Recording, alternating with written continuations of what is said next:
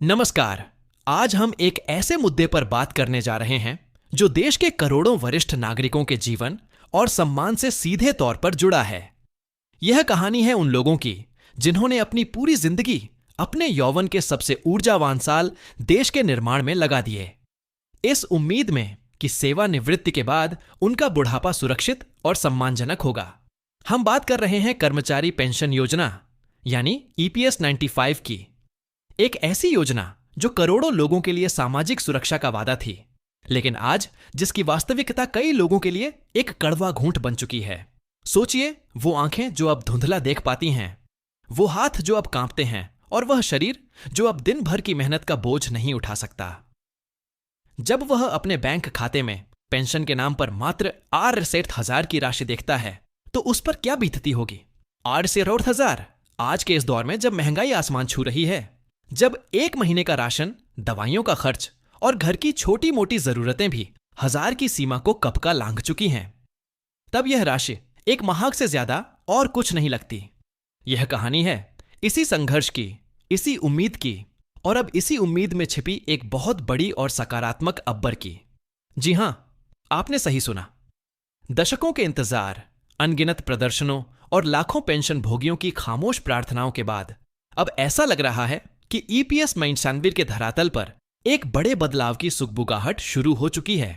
एक ऐसा बदलाव जो अगर हकीकत में तब्दील हुआ तो देश के लाखों वरिष्ठ नागरिकों के मुरझाए चेहरों पर एक नई मुस्कान ला सकता है, उनके बुढ़ापे की लाठी बन सकता है। बता रही है कि सरकार इस पेंशन योजना में एक ऐतिहासिक सुधार करने की तैयारी में है। एक ऐसा सुधार जिसका सीधा असर आपकी यानी ईपीएस 95 से जूहे हर सदस्य की जेब और जिंदगी पर पड़ेगा। तो क्या है यह बहा सुधार? कितनी बढ़ने वाली है आपकी पेंशन? इस बदलाव की सबसे ज्यादा मीठी बयार किन लोगों तक पहुंचेगी? और सबसे बहा सवाल, यह सब कब तक होने की संभावना है?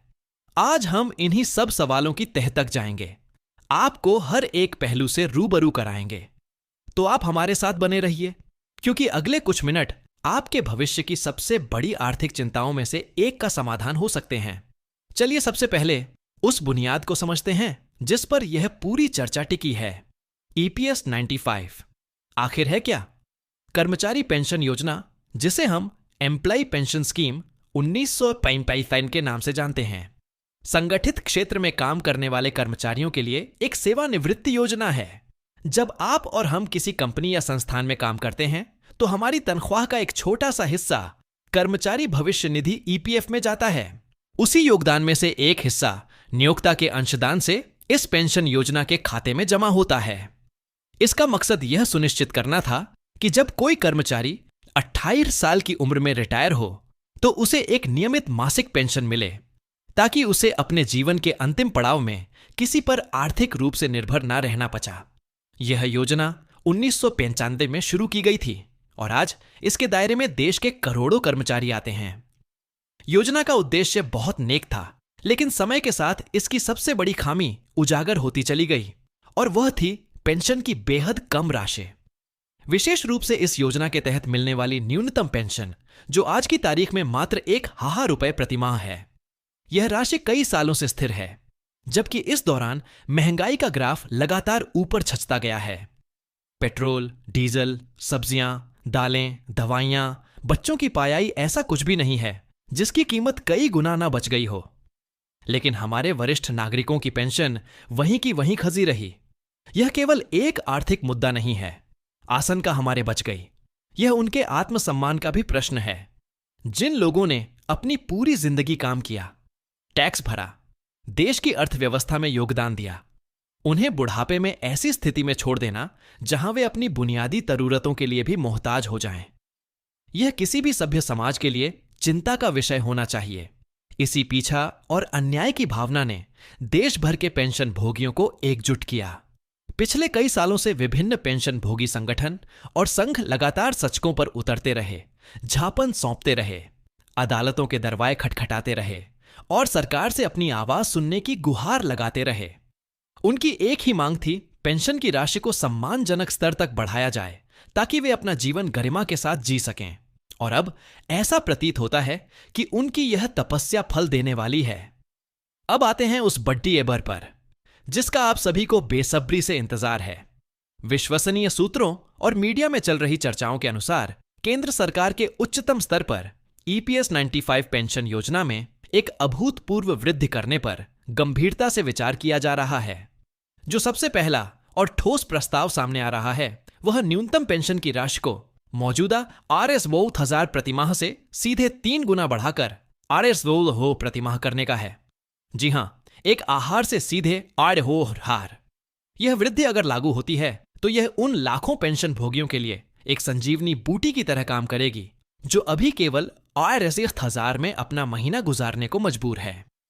यह उनके हाथ में पहले से 3 गुना ज्यादा पैसा देगा, जिससे वे अपनी दवाइयों का खर्च बेहतर तरीके से उठा पाएंगे, अपने खाने पीने पर थोच्छा और खर्च कर पाएंगे और शायद थोड़ी सी बचत भी कर पाएंगे। यह एक छोटा कदम लग सकता है, लेकिन दमानी हकीकत पर इसका असर बहुत बड़ा और सकारात्मक होगा। लेकिन रुकिए, कहानी यहीं खत्म नहीं होती। चर्चाओं का बाढ़ इससे भी ज्यादा गर्म है। कुछ रिपोर्ट्स और विशेषों के विश्लेषण में यह भी कहा जा रहा है कि न्यूनतम पेंशन को से भी आगे और ₹100 प्रतिमाह तक ले जाने की भी बातें चल रही हैं। हालांकि हमें यह स्पष्ट करना होगा कि 7 आहार रुपए वाली बात अभी केवल एक सुझाव और चर्चा के स्तर पर है। इस पर अभी तक कोई आधिकारिक सहमति नहीं बनी है, लेकिन यह तथ्य कि इतनी बड़ी राशि पर भी विचार किया जा रहा है, यह दर्शाता है कि सरकार पेंशन भोगियों की समस्याओं को लेकर कितनी गंभीर है और एक बड़ा और सार्थक समाधान ढूंढना चाहती है। अगर यह 74,000 का प्रस्ताव हकीकत बनता है तो यह किसी क्रांति से कम नहीं होगा और यह ईपीएस पेनौटिव योजना के इतिहास का सबसे बड़ा सुधार माना जाएगा। अब आपके मन में यह सवाल उठ रहा होगा कि यह सब बातें हवा में हैं या इसके पीछे कोई ठोस आधार भी है। तो आपको बता दें कि इसके पीछे एक ठोस सरकारी प्रक्रिया चल रही है। सरकार ने इस पूरे मुद्दे की गहराई से समीक्षा करने और एक व्यावहारिक समाधान खोजने के लिए एक उच्च स्तरीय विशेष समिति का गठन किया है। यह समिति ईपीएस पेंशन योजना के हर पहलू का अध्ययन कर रही है। इसकी वित्तीय व्यवहार्यता, पेंशन भोगियों की वास्तविक जरूरतें, देश के आर्थिक संसाधन और भविष्य की देनदारियों का आकलन। यह समिति सिर्फ आंखों को नहीं देख रही है, बल्कि इस योजना से जुड़े मानवीय पहलू को भी समझने का प्रयास कर रही है। सबसे महत्वपूर्ण जानकारी यह है कि इस समिति से उम्मीद की जा रही है कि वह अपनी विस्तृत रिपोर्ट और सिफारिशें साल 2025 के अंत तक सरकार को सौंप देगी। इसका मतलब है कि 1 साल हमारे पास एक समय सीमा है। अब यह कोई अनिश्चितकालीन इंतजार नहीं है, बल्कि कुछ महीनों की बात है, जिसके बाद तस्वीर पूरी तरह से साफ हो जाएगी। 2025 का अंत, यह वह समय हो सकता है जब करोड़ों पेंशन भोगियों का दशकों पुराना सपना साकार हो जाए।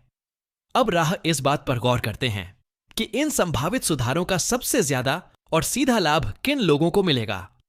आहिर है, इसका सबसे बड़ा फायदा उन पेंशन भोगियों को मिलेगा जिनकी मासिक पेंशन अभी Rs1000 या उसके आसपास है। यह उनके जीवन स्तर में एक तत्काल और प्रत्यक्ष सुधार लाएगा। लेकिन इसके अलावा भी कई ऐसे वर्ग हैं जिन्हें इस बढ़ोतरी से विशेष राहत मिलेगी। सबसे पहले वे कर्मचारी जिनकी सेवा अवधि कम रही है। कई कर्मचारी अलग अलग कारणों से बहुत लंबी अवधि तक नौकरी नहीं कर पाते। कम सेवा अवधि का मतलब है पेंशन फंड में कम योगदान और परिणाम स्वरूप उन्हें बहुत कम पेंशन मिलती है। यह प्रस्तावित वृद्धि यह सुनिश्चित करेगी कि कम सेवा अवधि के बावजूद उन्हें एक न्यूनतम सम्मानजनक राशि प्राप्त हो। दूसरा और सबसे महत्वपूर्ण वर्ग है विधवा पेंशन और विकलांग पेंशन प्राप्त करने वाले परिवार। सोचिए, एक ऐसी महिला जिसके पति ने जीवन भर काम किया और उसके जाने के बाद उस महिला को पेंशन के नाम पर बहुत छोटी सी राशि मिलती है, या कोई ऐसा कर्मचारी जो किसी दुर्घटना के कारण विकलांग हो गया और अब काम नहीं कर सकता। इन लोगों के लिए पेंशन सिर्फ एक आय नहीं, बल्कि जीवन जीने का एकमात्र सहारा होती है। पेंशन राशि में बढ़ोतरी ऐसे परिवारों को बहुत बड़ी आर्थिक और भावनात्मक राहत देगी। यह उन्हें दूसरों पर निर्भरता से बचाएगी और समाज में सम्मान से जीने का हाथ देगी। तीसरा वर्ग उन पेंशन भोगियों का है जो सेवानिवृत्ति के बाद पूरी तरह से इसी पेंशन पर निर्भर हैं। कई लोगों के पास रिटायरमेंट के बाद आय का कोई दूसरा स्रोत नहीं होता। ना कोई व्यापार होता है, ना कोई बची बचत, उनकी पूरी दुनिया इसी पेंशन के इर्द गिर्द घूमती है।